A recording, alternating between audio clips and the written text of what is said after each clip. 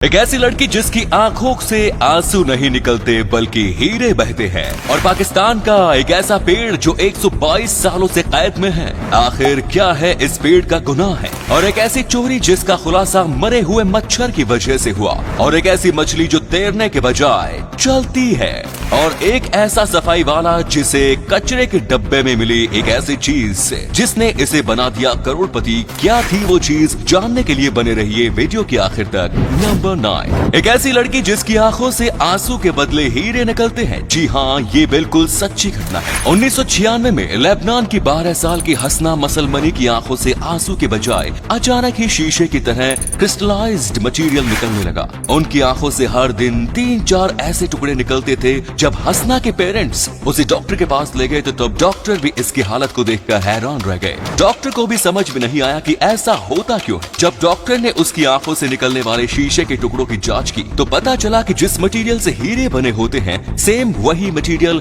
हसना की आंखों से निकलने वाले शीशे में भी है। हसना की आंखों से निकलने वाले शीशे के टुकड़े इतने तेज होते थे कि इससे कागज बड़ी आसानी से कट जाते थे। लेकिन हैरानी की बात यह थी कि हसना की आंखों को कोई नुकसान नहीं पहुंचता था। 1996 के मार्च महीने में अक्टूबर महीने तक उसकी आंखों से शीशे के टुकड़े निकलते रहे और फिर ये खुद ही बंद हो गया। नंबर 8, पाकिस्तान में एक ऐसा पेड़ है जो पिछले 122 सालों से गिरफ्तार है। ये एक बरगद का पेड़ है जिसे आधिकारिक ऑर्डर पर 1898 में गिरफ्तार किया गया था, और तभी से ये पेड़ जंजीरों में बंधा हुआ है। 122 सालों से जंजीरों में कैद इस बेचारे पेड़ के गिरफ्तार होने की वजह ये है कि एक ब्रिटिश ऑफिसर जेम्स स्क्वीड जब शराब के नशे में था तब उसे लगा कि ये पेड़ चलते हुए उसका पीछा कर रहा है और उस पर हमला करने की कोशिश कर रहा है। बस फिर क्या था, उसने तुरंत गिरफ्तारी का ऑर्डर दे दिया। माना कि जेम्स शराब के नशे में थे, लेकिन एक पेड़ को गिरफ्तार करने वाले लोग क्या भांग के नशे में थे? इस पेड़ पर एक बोर्ड भी लगा हुआ है जिस पर आई एम अंडर अरेस्ट लिखा हुआ है। अफसोस की बात यह है कि इस बेगुनाह पेड़ के साथ हो रही नाइंसाफी के लिए कोई आवाज नहीं उठा रहा। चलो हम मिलकर जस्टिस फॉर बनियन ट्री की शुरुआत करते हैं।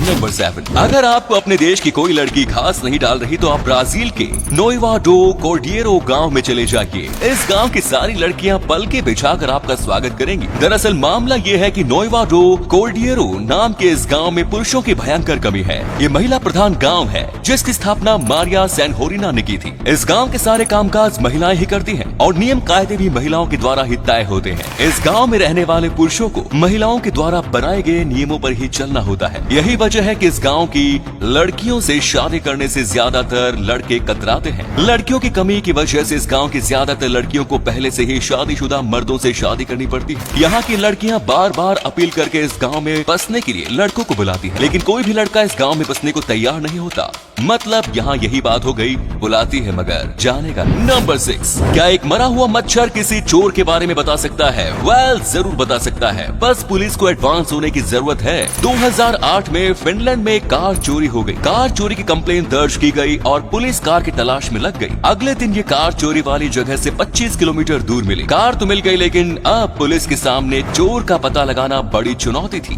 कार के अंदर तलाशी के दौरान पुलिस को इसमें एक मरा हुआ मच्छर मिला। इस मच्छर को फॉरेंसिक लैब में भेज दिया गया और फिर मच्छर ने मरने से पहले जिस इंसान का खून चूसा था उसकी जांच की गई। खून से उस इंसान की डीएनए का पता चला। इसके बाद पुलिस ने डीएनए डेटाबेस में उस डीएनए का मैच ढूंढा एंड पुलिस को मैच मिल गया। ये डीएनए उसी शख्स का था जिसने उस कार की चोरी की थी। इस तरह से पुलिस चोर को गिरफ्तार करने में कामयाब रही। मच्छर के लिए इस बात पे एक लाइक तो बनता ही है। नंबर 5, क्या आपने पैरों पर चलने वाली मछली को देखा है? जी हाँ, मछली चल भी सकती है। चलने वाली इस मछली का नाम हंगफिश है। हालांकि ये मछली तैरना भी जानती है, लेकिन ये चलना ही प्रेफर करती है। ये मछली केवल ऑस्ट्रेलिया की तस्मानिया में मौजूद डेरवेंट रिवर और इसके आसपास के क्षेत्रों में ही पाई जाती है, लेकिन ये मछली विलुप्त होने के कगार पर है। इस मछली के जो फिन्स होते हैं उसकी बनावट हाथों की तरह होती है। यही वजह है कि इसे हैंडफिश नाम दिया गया है। इन्हीं हाथों की वजह से ये मछली समुद्र या नदियों के तल पर चलती है। नंबर 4, जरूरी नहीं कि ऊपर वाला हमेशा छप्पर फाड़ के ही देता है। कई बार लोगों को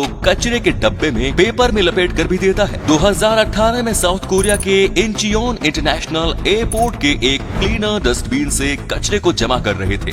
इसी दौरान जब उन्होंने एक डस्टबिन को उठाया तब उन्हें इसका वजन ज्यादा लगा। जब उन्होंने इसके अंदर देखा तब उन्हें एक पेपर में लपेटा हुआ ईंट जैसी कोई चीज दिखाई दी। जब उन्होंने पेपर को खोला तो उनके होश उड़ गए। इस पेपर में सोने की 7 ईंटें मौजूद। ईमानदारी दिखाते हुए उन्होंने इसे एयरपोर्ट अथॉरिटी के हवाले कर दिया, लेकिन 6 महीने बाद भी कोई इसे लेने नहीं आया।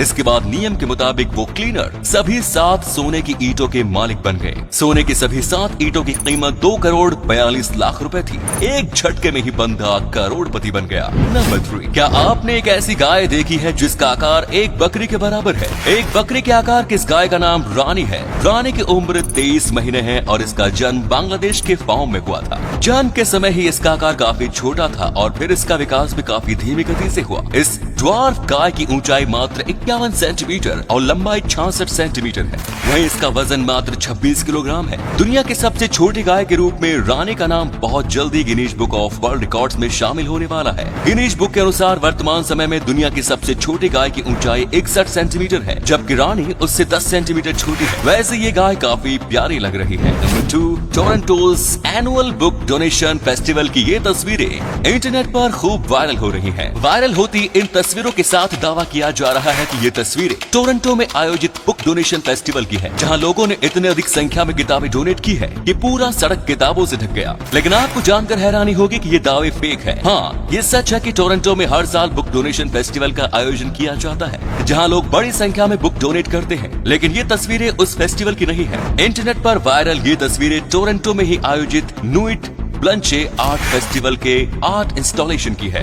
नंबर 1, एक और जहां आज पूरी दुनिया में नदियों और नहरों के ऊपर ब्रिज बनाने में ढेर सारी कंक्रीट और स्टील का उपयोग किया जाता है, वहीं मेघालय में आज भी कई ऐसी जगह है जहां छोटी छोटी नदियों और नहरों के ऊपर पेड़ की जड़ों से ब्रिज बनाए जाते हैं। ब्रिज बनाने में जीवित पेड़ों के जड़ों का उपयोग किया जाता है ताकि ब्रिज लंबे समय तक टिके रहे। एक बार निर्माण के बाद ब्रिज को देखभाल की जरूरत पड़ती है। पेड़ के पुराने जड़ों को हटाकर नई जड़ें जोड़े जाते हैं ताकि ब्रिज की मजबूती बनी रहे। अगर ब्रिज की हमेशा देखभाल की जाती रहे तो एक ब्रिज 150 सालों तक टिका रह सकता है। तो ये थे कुछ अमेजिंग फैक्ट्स। इनमें से कौन सा फैक्ट आपको सबसे जबरदस्त लगा, कमेंट्स में जरूर बताएं। आज का वीडियो आपको अच्छा लगा होगा, हमें उम्मीद है। अगर अच्छा लगा तो लाइक कीजिए, शेयर कीजिए, कमेंट्स कीजिए, साथ ही चैनल को सब्सक्राइब करना बिल्कुल न भूलें।